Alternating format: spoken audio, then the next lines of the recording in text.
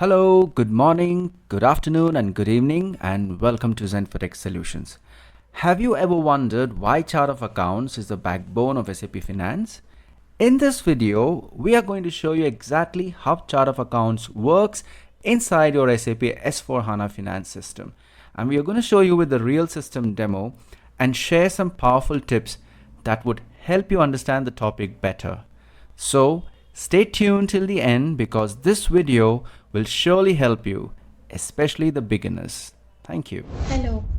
Today we are discussing about the chart of accounts. What is the chart of accounts?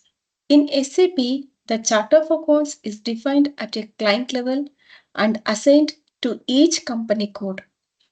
It is a list of GL accounts, the master data that falls under the different account group of a company code. This grouping mechanism helps to develop the better financial reports. So the chart of accounts is an index of all the financial accounts available for use in the company general ledger. These are the general ledgers. The company is using the general ledgers based on the nature of the business. So general ledger will be GL will be always based on the nature of the business. So chart of accounts is a list of all the GL accounts, like it's a transaction, the business transaction, that is day-to-day transactions. For example, if you take the expenses ledger account, so under the expenses, what are the GL comes? That is rent, electricity bill, water bill, and staff welfare. This is the day-to-day expenses comes. This is GLs under the ledger. All the GLs comes under the ledger expenses. It is called the general ledger, business transactions.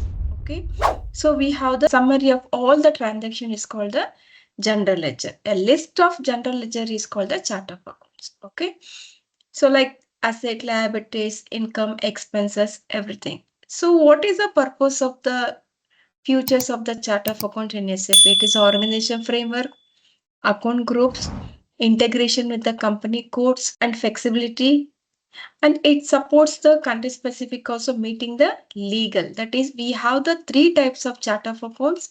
One is operational chart of accounts, another is country code country specific chart of accounts, and another is group chart of accounts.